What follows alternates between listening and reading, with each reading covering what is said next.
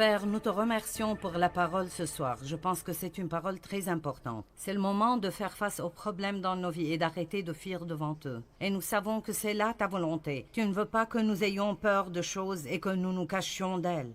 Tu ne veux pas que nous fuyions. En fait, tu veux que nous les traversions. Alors je prie que tu mettes des choses différentes sur le cœur des gens ce soir, dont ils ont besoin de s'occuper. Et que tu fasses ce soir ce que toi seul peux faire. Nous le demandons au nom de Jésus. Amen. Je veux vous parler ce soir de façon dont les gens fuient leurs problèmes. Comment nous évitons des choses au lieu de nous en occuper, parce que je crois que nous sommes dans une période dans notre société où tant de personnes fuient absolument tout, de leurs responsabilités à leur redevabilité. Les gens fuient le travail dur, ils fuient les choses difficiles. Ils essayent d'éviter les endroits difficiles, ils essayent d'éviter les gens difficiles, ils essayent d'éviter toutes sortes de peines. Ce n'est pas que quelqu'un aime la peine, mais il y a toujours un peu de peine dans le fait d'être libéré. Les gens fuient devant eux-mêmes. Beaucoup de personnes ne se connaissent même pas du tout. Ils fuient la vérité, ils fuient le passé, ils ont peur de l'avenir. Mais la Bible nous dit que Dieu veut que nous vivions courageusement, qu'il veut que nous soyons audacieux et forts en lui, et que nous ne fuyions de rien, mais que nous sachions qu'il est toujours avec nous. Et parce que Dieu est avec nous, nous pouvons faire face à tout ce à quoi nous devons faire face et traverser dans nos vies. Si vous croyez cela, dites Amen. Je crois que, au lieu de courir, nous devons apprendre à nous tenir fermes et à voir le salut du Seigneur. Il y a une chose intéressante à propos de la fuite, et je vais vous montrer dans la Bible pour vous le prouver, que quoi que vous fuyiez, Dieu vous ramènera éventuellement à cette chose ou cet endroit d'où vous avez fui, et vous devrez vous en occuper avant de vraiment vous améliorer. J'ai quelques personnes ici qui ont en fait été là parce que vous comprenez. Amen. Vous savez que mon père a abusé de moi sexuellement. Alors quand j'ai quitté la maison, j'ai pensé que c'était fini, puis j'ai réalisé que j'ai pris cela avec moi. Et que c'était dans mon âme, ça faisait mal. Je ne voulais pas y faire face. Donc effectivement, je fuyais parce que je ne voulais pas y faire face. Je ne voulais pas en parler, je ne voulais pas prier à ce propos, je voulais juste prétendre que ça n'existait pas. Est-ce que vous avez des choses dans votre vie, de votre passé ou même maintenant, et Dieu essaie de s'en occuper en vous, et vous avez juste développé toutes ces petites façons de juste prétendre qu'elles n'existent pas?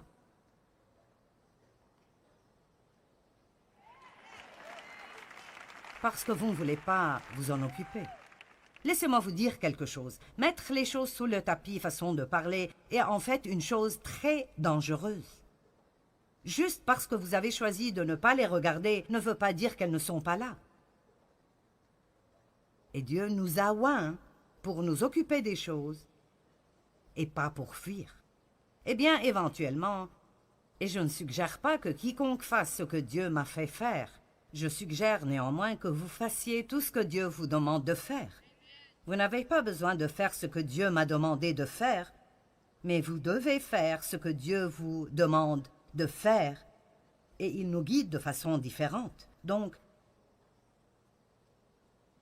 je priais un jour et j'ai senti que Dieu me disait « Le moment n'est pas encore arrivé, mais le moment viendra où tu devras aller et confronter ton Père à propos de ce qu'il t'a fait. » Si vous savez déjà ce qu'est l'abus sexuel parce que c'est arrivé avec vous ou parce que vous connaissez quelqu'un avec qui ceci est arrivé, tout cela opère basé sur ce secret horrible. Ne dis à personne, ne dis pas à ta mère, ne laisse personne savoir. L'agresseur vous dit que c'est une bonne chose, mais en même temps il vous dit de le cacher, ce qui n'a pas de sens du tout. Donc j'ai passé ma vie entière à cacher tout ce qu'il me faisait. J'avais peur de dire à quiconque. Et La dernière personne que je pouvais confronter était lui. Je me souviens qu'une fois, je lui ai écrit une lettre lui disant combien ce qu'il faisait me rendait misérable. Et j'ai eu tant de problèmes et j'ai été punie. Et alors j'ai eu peur de même essayer de lui dire quoi que ce soit de nouveau. Et l'une des choses les plus dévastatrices pour moi était d'être forcée d'agir comme si j'aimais quelque chose qu'en fait je haïssais et je détestais. C'était de la manipulation et du contrôle de la pire manière. Alors quand Dieu m'a dit que j'allais devoir aller et le confronter, et lui parler ouvertement à propos de ce qu'il m'avait fait et comment ça m'avait affecté, le fait même de penser à cela m'effrayait énormément, et c'était la dernière chose que je voulais faire. Et j'étais vraiment heureuse quand ce jour, Dieu m'a dit « Le moment n'est pas venu, mais il arrivera. » Et alors peut-être que je pourrais vous dire ce soir que Dieu veut juste que vous vous apprêtiez, au moins mentalement, pour que vous soyez prêts à vous occuper de choses dont vous devez vous occuper pour aller bien. Vous voyez, le fait est que vous ne pouvez pas fuir des choses et vous cacher et vraiment aller bien. Que ce soit un péché dans votre vie dont vous devez vous occuper avec Dieu, que vous ayez besoin de faire des restitutions à quelqu'un que vous avez vraiment peiné et blessé, peut-être que quelqu'un dans votre vie vous a vraiment maltraité, et il vit dans ce monde de fantaisie où ça ne l'a même pas gêné. Et pour son bien, vous devez retourner et d'une façon aimante vous asseoir et le confronter et lui dire ce qu'il vous a fait et comment vous vous êtes senti. Parfois, vous ne pouvez pas avancer sans cela. Et je sais que pas tous d'entre vous sont blessés, comme j'ai été blessé ou comme d'autres personnes ici ont été blessées. Mais je crois que ce que je vais partager avec vous peut être appliqué à chacun d'entre nous d'une certaine façon ou d'une autre. Même les gens qui laissent les autres personnes les manipuler parce qu'ils ont peur de les énerver. Ne laissez pas quelqu'un d'autre voler votre vie parce que vous avez peur de leur dire « Tu n'as vraiment pas le droit de me contrôler et de me manipuler et je ne te laisserai pas continuer à le faire. » Quelqu'un peut dire Amen? Nous voulons être sous l'autorité divine et être soumis, mais cela ne veut pas dire que vous laissez quelqu'un d'autre vous manipuler et vous contrôler et vivre votre vie pour vous. Nous devons vouloir plaire à Dieu et pas plaire aux gens. J'étais heureuse que Dieu ne m'a pas fait faire cela tout de suite parce que je n'étais pas prête. Je ne sais pas combien de temps est passé, peut-être 2 ans, et je passais du temps avec le Seigneur un jour, et je veux dire, juste au milieu de la prière, j'ai entendu le Saint-Esprit dire « C'est le moment ». Oh mon Dieu, eh bien, je tremblais tellement et j'avais si peur. Mais Dave est venu avec moi et je me suis assise devant mon père. Et ma mère était là et j'étais vraiment anxieuse à propos de ce qui allait arriver avec elle parce qu'elle avait déjà eu une dépression nerveuse, parce qu'elle ne s'était pas occupée de ses propres problèmes. Et je ne voulais pas la rendre malade de nouveau et je suis revenue à essayer de protéger une mère qui ne m'a jamais protégée. C'est plutôt intéressant, n'est-ce pas? Comment vous arrivez dans ces choses stupides? Me voici, en train d'essayer de la protéger, elle qui ne m'a jamais protégée. Et alors c'était une scène effrayante, mais je me souviens de l'avoir confrontée, en disant « Nous devons parler de ce que tu m'as fait ». Et là, il s'est énervé et a commencé à hurler toutes sortes de choses. « Eh bien, tu voulais que je le fasse ?» J'ai dit « Ceci est ridicule, tu me contrôlais par la peur et je te haïssais, et je haïssais chacune des choses que tu as faites avec moi. » Et donc, je lui ai juste dit « Ce que tu m'as fait m'a vraiment blessé et ça a vraiment causé beaucoup de problèmes dans ma vie. Et j'avais juste besoin de te dire comment ça me fait me sentir. » Mais je lui ai aussi dit qu'en raison de mon amour pour Dieu, j'étais prête à lui pardonner.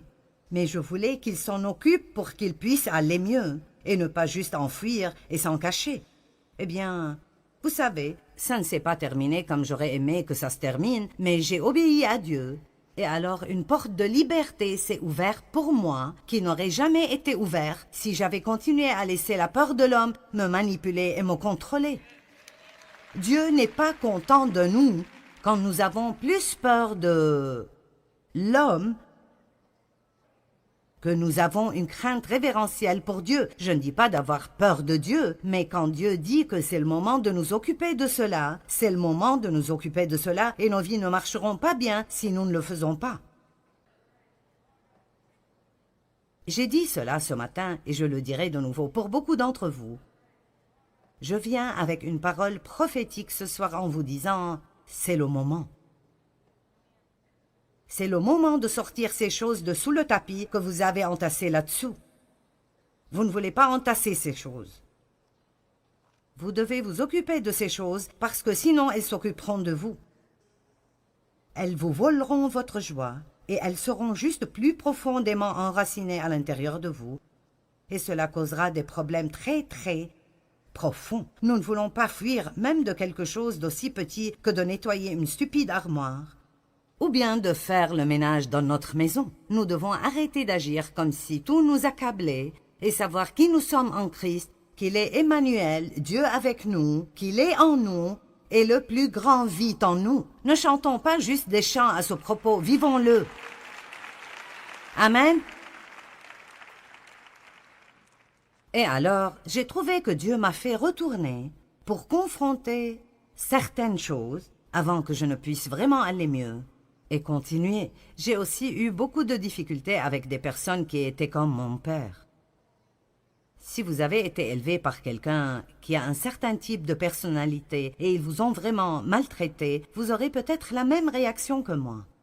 Eh bien, ma mère était vraiment faible et elle ne faisait pas face à mon père, même si elle savait ce qu'il faisait.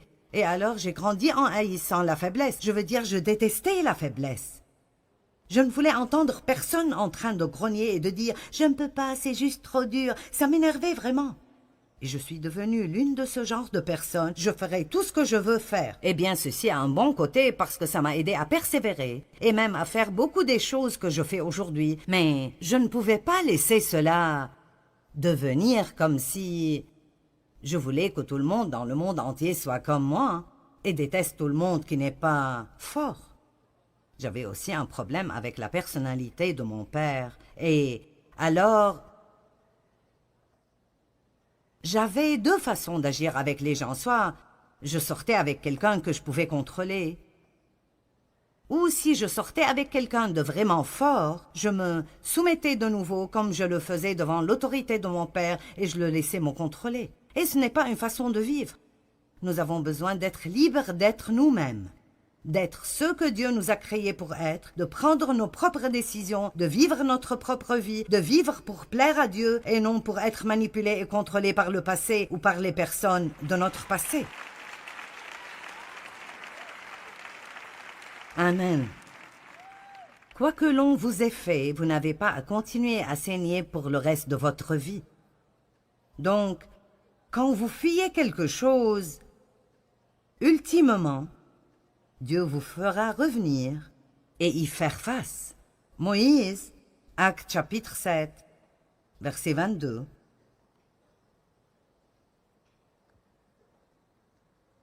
Moïse fut instruit dans toute la sagesse et la culture des Égyptiens, et il était fort et puissant en parole et en œuvre. Vous voyez, Dieu l'entraînait pour quelque chose qu'il allait faire des années plus tard.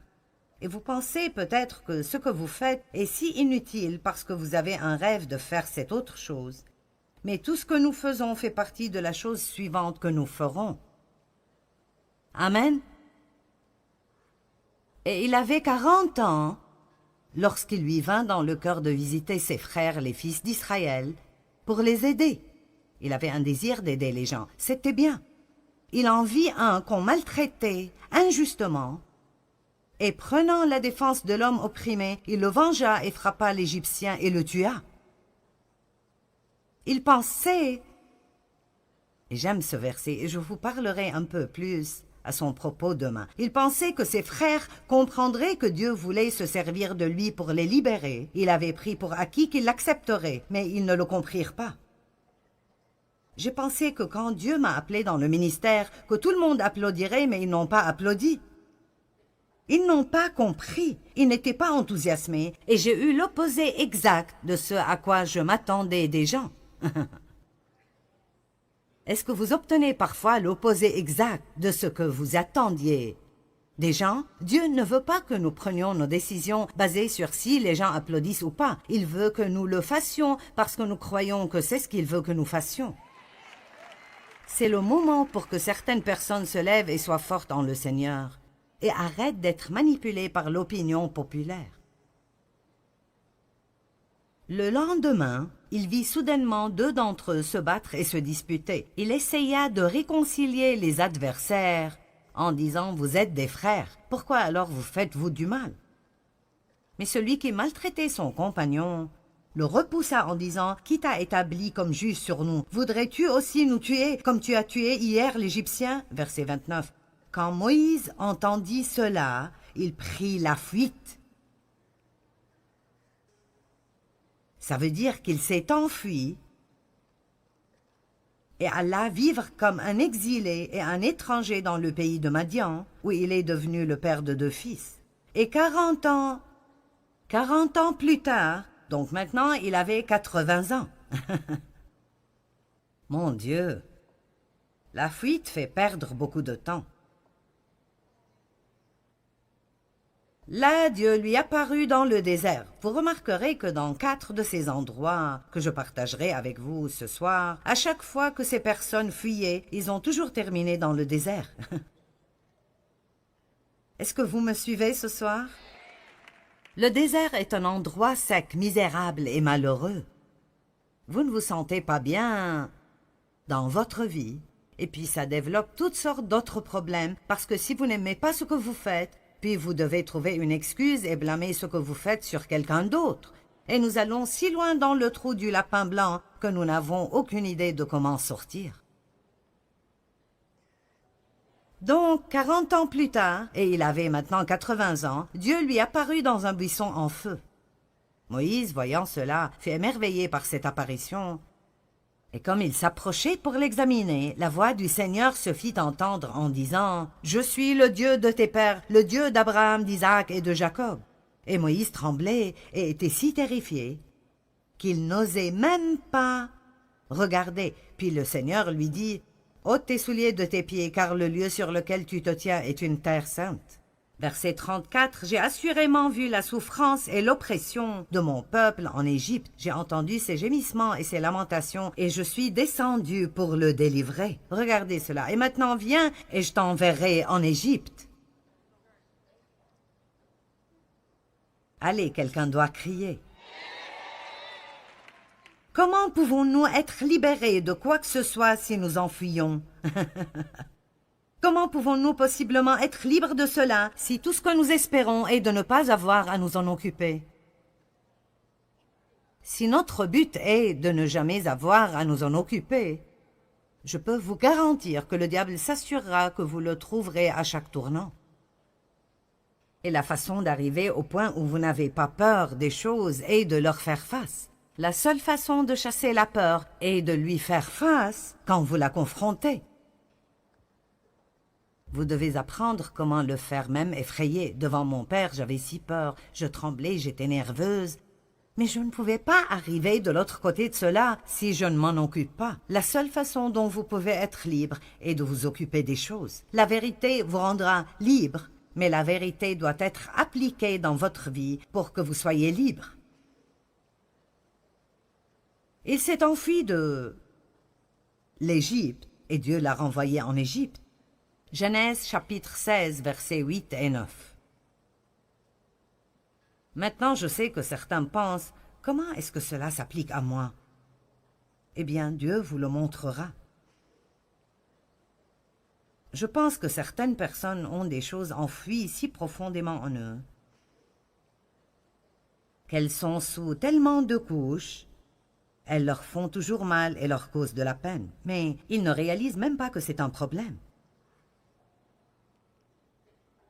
Genèse chapitre 16, versets 8 et 9. Maintenant, ceci est une situation où Dieu a promis un enfant à Abraham et Sarah ne devenait pas enceinte assez rapidement. Et plusieurs années sont passées et elle était déçue, alors elle a trouvé cette idée très charnelle et lumineuse qu'elle ferait de sa servante, Agar, la femme secondaire de son mari. Et vous penserez que n'importe quelle femme serait plus intelligente que cela, mais elle ne l'était pas. Et Agar est devenue enceinte, et puis elle a développé une attitude envers Sarah. Aujourd'hui, ce serait quelque chose comme « je suis enceinte et tu ne l'es pas ».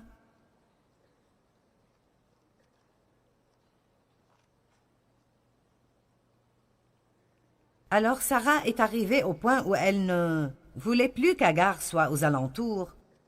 Donc Abraham l'a fait partir. Il l'a traitée d'une façon affligeante, il ne l'a pas fait partir, et elle a fui. Le verset 6 dit qu'elle a couru, ou elle a fui cette situation. Verset 7, l'ange de l'Éternel la rencontra près d'une source d'eau, où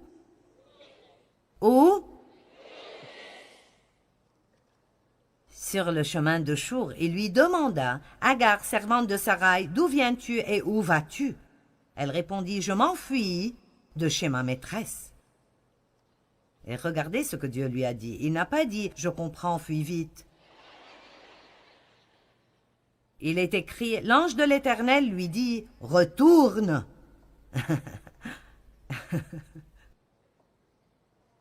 Eh bien, retourne auprès de ta maîtresse et humilie-toi devant elle. Maintenant, quel genre de chose est cela? Ici, cette femme, Sarai, la maltraite. Elle fuit cette situation et ça semble être une chose raisonnable à faire. Écoutez-moi, juste parce que vous voulez fuir d'un endroit qui vous est inconfortable, ça ne veut pas dire que Dieu veut que vous partiez.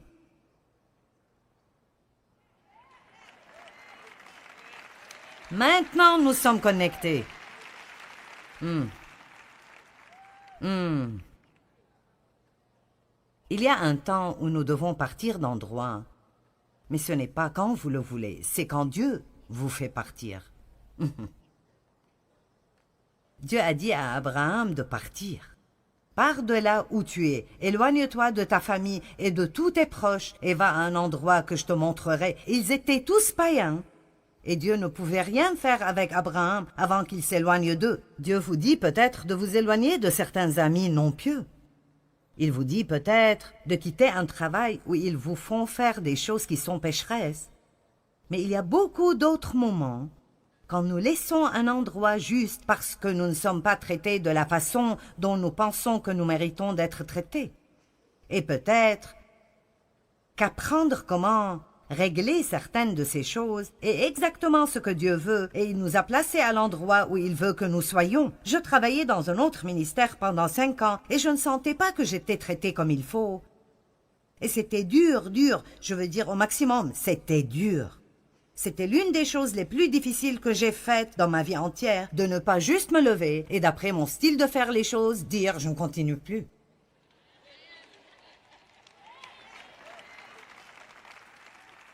Mais cela aurait été facile. Et puis, une fois de plus, j'aurais pu éviter quelqu'un d'autre qui avait la personnalité de mon père. J'aurais pu prendre soin de moi-même au lieu d'attendre que Dieu prenne soin de moi. Êtes-vous là?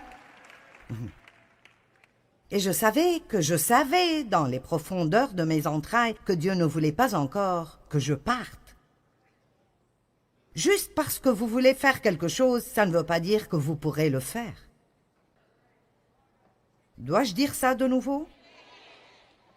Juste parce que vous voulez faire quelque chose, ça ne veut pas dire que vous pourrez le faire. Si nous allons être vraiment soumis à Dieu, pensez-vous que c'était facile pour Dave de rester avec moi les premières années de notre mariage? Ça ne pourrait pas l'être. Et je ne pense pas que Dave a vraiment un jour sérieusement pensé partir, mais il est finalement arrivé au point où il m'a dit « Si tu continues d'agir comme tu agis, je ne suis pas sûr de ce qui va se passer. » Et ceci était en quelque sorte comme si Dave disait « Je pourrais très bien abandonner si cela continue. » Et je savais qu'il n'était pas le type de personne qui ferait des menaces. Il m'a épousée parce qu'il sentait dans son cœur qu'il était supposé le faire, et il était engagé à rester jusqu'à la fin. Et je crois que parfois Dieu prendra un chrétien mature et il le mettra avec quelqu'un qui est brisé et qui a besoin d'aide. Oui, je sais que certains d'entre vous disent « Oh mon Dieu !» Dans notre société, nous sommes devenus accros au confort. La Bible dit que nous devons servir Dieu, que ça nous convienne ou pas, que ce soit confortable ou pas, pendant la saison ou hors saison.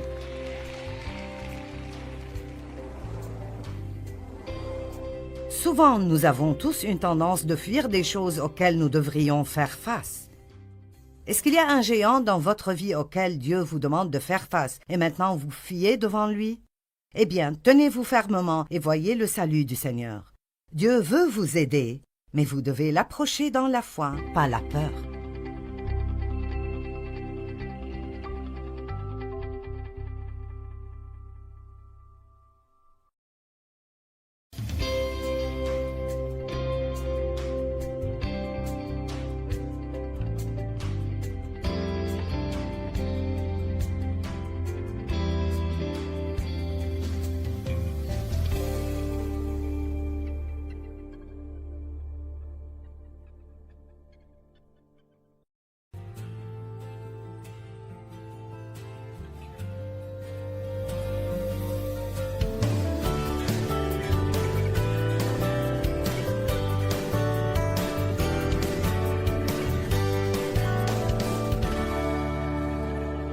Nous devons être libres d'être nous-mêmes, d'être ceux que Dieu nous a créés pour être, de prendre nos propres décisions, de vivre notre propre vie, de vivre pour plaire à Dieu et de ne pas être manipulés par le passé ou les personnes de notre passé.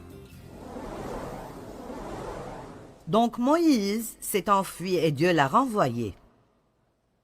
Agar s'est enfuie et Dieu lui a dit de retourner. Maintenant, quoi à propos d'Élie? Je ne prendrai pas le temps d'ouvrir tous ces endroits parce que j'ai un message en 6 parties et je ne suis même pas encore à la partie 1. Élie s'est enfui de Jézabel. Il s'est enfui dans le désert.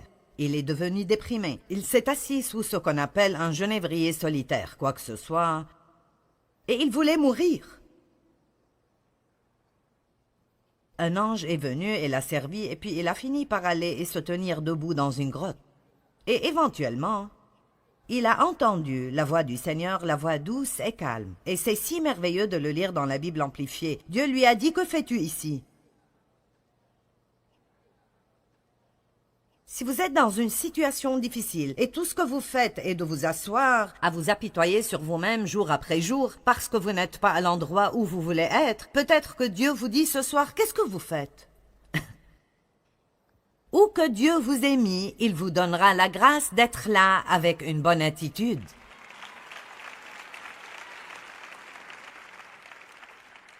J'ai dit, où que Dieu nous mette, il nous donnera la grâce d'être là avec une bonne attitude divine. Vous ne savez pas quel genre de fruits vous avez avant qu'il ne soit pressé.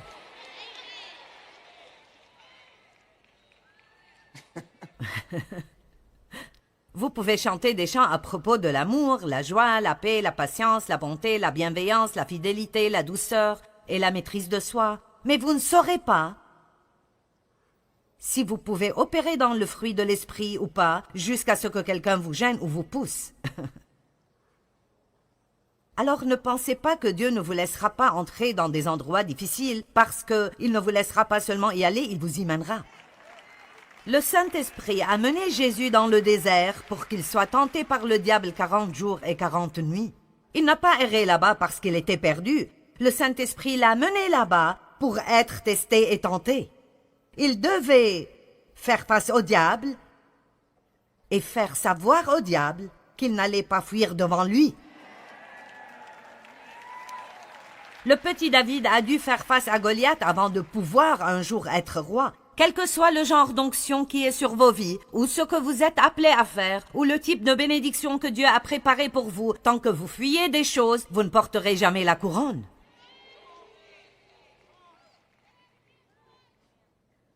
J'ai dû confronter mon père avant de pouvoir être ici, avec d'autres choses dans ma vie que j'ai dû confronter. Si vous avez été abusé par quelqu'un, je ne vous dis pas que vous devez aller vous asseoir avec eux et le leur dire. Dieu veut peut-être que vous confrontiez quelqu'un, mais ne le faites pas parce que je l'ai fait. Assurez-vous que vous entendez Dieu à propos de ce qu'il voudrait que vous fassiez. Dieu ne s'occupe pas de tout le monde de la même manière, et peut-être que ce n'est pas sage du tout pour vous de faire cela.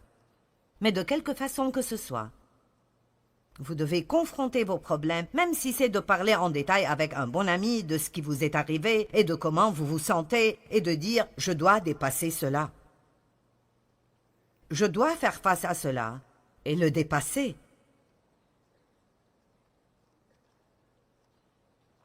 qu'est-ce que tu fais ici? La deuxième fois, il a dit, qu'est-ce que tu fais ici? Et si vous lisez 1 Roi chapitre 19, Dieu lui a dit, je veux que tu sortes de cette grotte, repars d'où tu es venu, reviens au travail, oins un nouveau prophète, oins un nouveau roi. Et j'aime ce qu'il a dit. Il lui a dit d'oindre Élisée pour qu'il prenne sa place. Je me demande s'il a aimé cela. Je ne veux pas seulement que tu arrêtes de t'apitoyer sur toi-même, Joyce. Je veux que tu commences à enseigner d'autres personnes qui prendront ta place quand tu mourras. Eh bien, merci, Seigneur. Ceci me rend si heureuse. Et puis, quoi à propos de Jonas? Oh oui, c'était vraiment quelque chose. Nous devons lire cela. Jonas chapitre 1.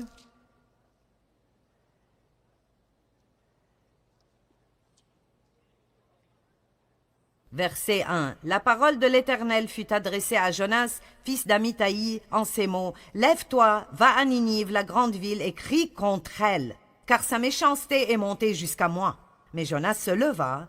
Pour s'enfuir, il a voulu s'échapper à Tarsis, loin de la face de l'Éternel en tant que prophète. Si vous regardez une carte, Tarsis est tout à fait la direction opposée de là où Dieu lui a dit d'aller. Je me demande combien de personnes courent tout à fait dans la direction opposée de la volonté de Dieu.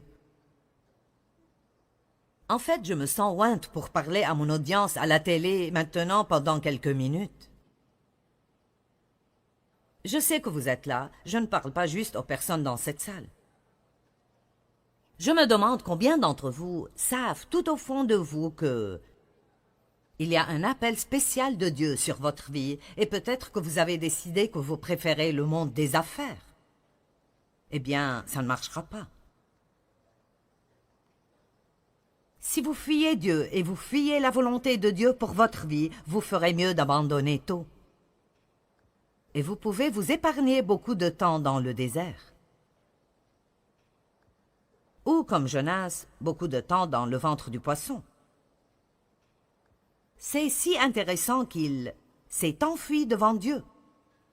Et le chapitre 2, verset 1 dit « L'Éternel fit venir un grand poisson pour avaler Jonas. Et Jonas resta dans le ventre du poisson durant 3 jours et 3 nuits. » Maintenant, le chapitre 2 nous dit tout à propos de cette expérience dans le ventre du poisson, les algues sur son visage et les vagues qui le frappent. Pouvez-vous imaginer la puanteur et la saleté? Finalement, quand il a prié, le poisson l'a rejeté sur terre. Chapitre 3, verset 1. L'Éternel adressa la parole une seconde fois à Jonas en ces termes. « Lève-toi, va à Ninive. »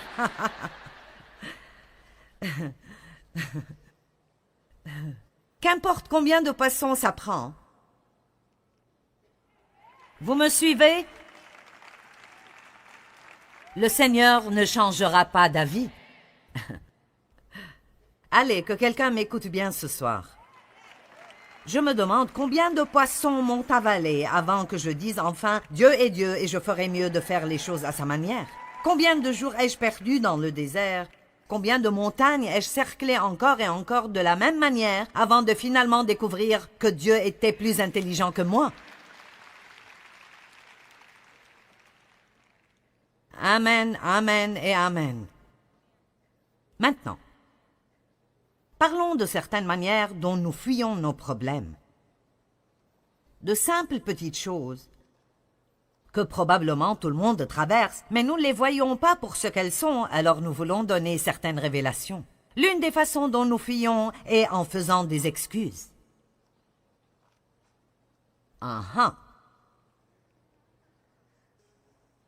Luc 14, 18. Mais ils se sont tous mis à s'excuser, l'un après l'autre. Le premier lui dit « J'ai acheté un champ et il faut que j'aille le voir. Excuse-moi, je te prie. »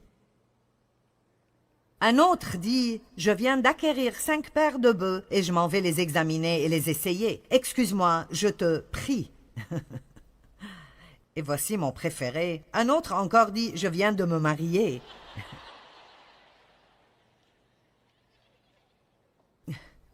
Il m'est donc impossible de venir.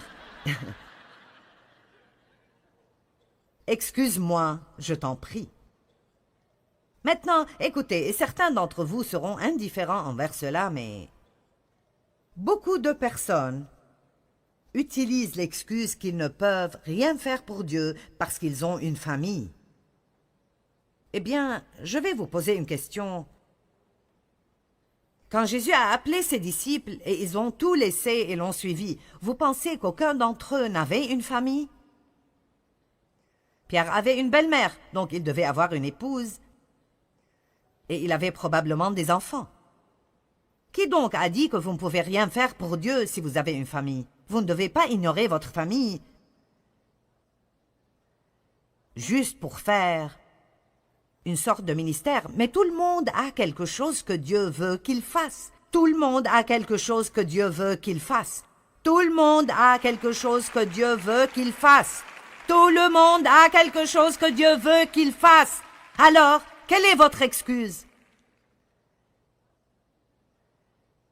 Eh bien, je ne veux pas être impliqué à l'église. J'ai fait cela une fois et j'ai été blessé. Oh!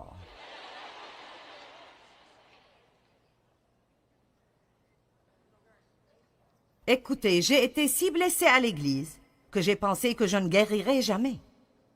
Ne pensez pas que vous n'allez jamais être blessé à l'église. Certaines des personnes les plus méchantes sont dans l'église.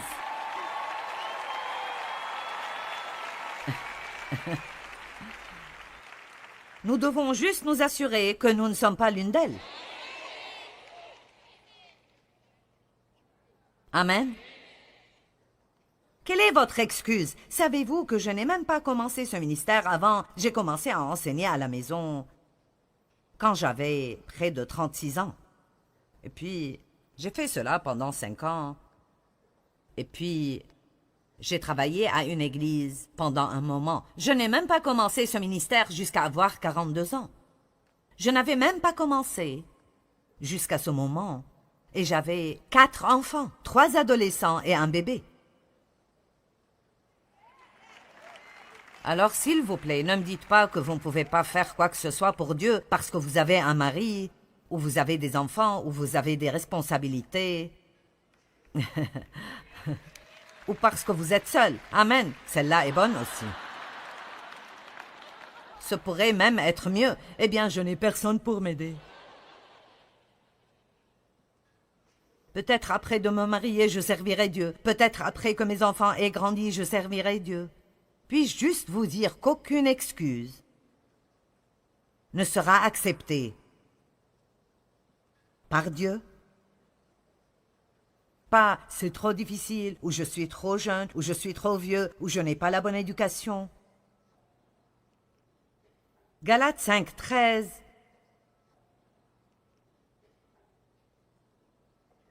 Car vous, mes frères, vous avez été appelés à la liberté. Que tout le monde dise « je suis libre ». Seulement ne faites pas de cette liberté un prétexte de vivre selon la chair et une excuse pour être égoïste. Je suis si fatiguée d'entendre les gens hurler à propos de leurs droits.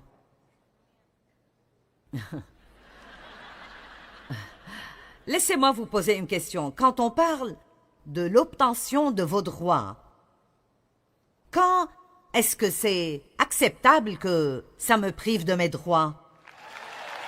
Amen. Je suis désolée, mais je ne comprends pas cela. À ce qu'il paraît, aujourd'hui, tout le monde a des droits, sauf les chrétiens.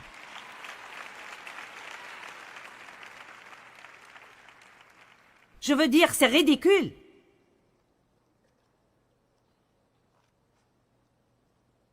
Je suis libre de faire ce que je veux faire. Eh bien, pas si ça fait du mal à quelqu'un d'autre. C'est ce que dit la Bible.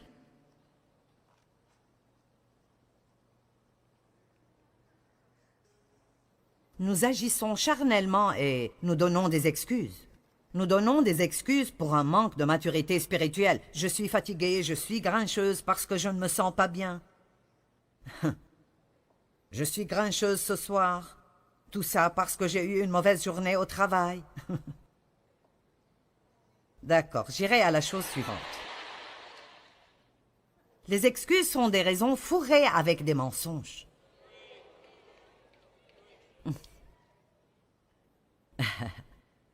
La façon suivante d'éviter la responsabilité pour notre comportement est de blâmer quelqu'un d'autre.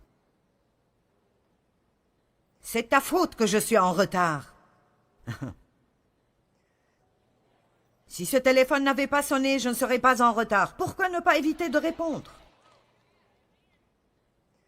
Pourquoi ne pas se lever un peu plus tôt chaque jour, ce qui demandera d'aller au lit un peu plus tôt ou préparer des choses la nuit d'avant pour ne pas faire l'excuse chaque jour, jour après jour, d'être en retard où que vous alliez? Si vous avez le problème d'être en retard partout où que vous allez, alors c'est un problème. Et c'est un problème qui doit être réglé parce que ce n'est pas juste pour les autres personnes de toujours devoir vous attendre. Mais tant que vous faites des excuses pour cela, vous ne serez jamais libre de cela. J'espère que vous m'aimerez toujours quand je finis ce soir. Maintenant, vous savez, les gens aujourd'hui sont vraiment en train de fuir la responsabilité. Les parents aujourd'hui, à cause d'un manque de vouloir juste s'occuper des choses, laissent passer les choses. C'est juste trop stressant. Si un parent accepte les demandes d'un enfant pour trop de sucreries et l'enfant tombe malade, est-ce la faute des parents ou la faute de l'enfant? Mais aujourd'hui, comme le monde marche, si le petit Johnny mange trop de bonbons et tombe malade, maman poursuit la compagnie en justice. Parce qu'ils ont fait les bonbons que le petit Johnny trouve bons.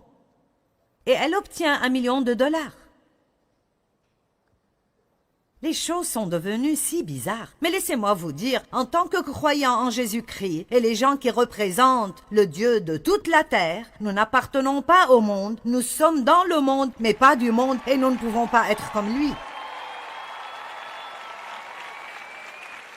Et nous devons être responsables. Maintenant, laissez-moi vous dire quelques leçons tristes, mais dont nous pouvons, espérons-le, apprendre quelque chose. Et donc, ma mère savait que mon père abusait de moi. Parce que je le lui ai dit quand j'avais près de 9 ans. Et elle l'a confronté, mais il a menti, et j'ai fini par avoir des problèmes de sa part, et je me suis sentie seule. Et puis, quand j'ai eu 14 ans, elle est entrée dans la maison et l'a attrapé. Elle est sortie de la maison et est revenue 2 heures plus tard et n'a plus jamais dit quoi que ce soit d'autre. Maintenant, je ne comprends pas comment elle a pu faire cela, mais c'était la peur. Elle avait peur de lui. Elle avait peur de ne pas pouvoir s'occuper d'elle-même si elle le quitte. Et 35 ans après que tout cela soit arrivé, elle m'a finalement dit un jour « Je suis désolée pour ce que j'ai laissé ton père te faire. Je ne pouvais juste pas faire face au scandale. » Maintenant, je veux juste vous montrer ce que la fuite vous fait. D'accord? Si elle l'avait confronté et avait mis sa confiance en Dieu et avait dit « Je ne sais pas ce que je ferai, mais je sortirai ma fille de cette situation. Dieu prendra soin de moi. Il m'aidera. » Combien ma vie aurait-elle pu être différente? La vie de mon frère n'aurait pas été comme elle l'a été, et sa vie n'aurait pas été comme elle l'a été. Et je pense que c'est un message très important pour quelqu'un ce soir, quelqu'un dans cette salle ou quelqu'un qui regarde à la télé. Vous devez confronter les choses, mais à cause de la peur, strictement à cause de la peur. Elle s'est enfuie et s'est cachée, elle s'est enfuie et s'est cachée. Et la culpabilité a éventuellement rongé sa santé mentale jusqu'à ce qu'elle ait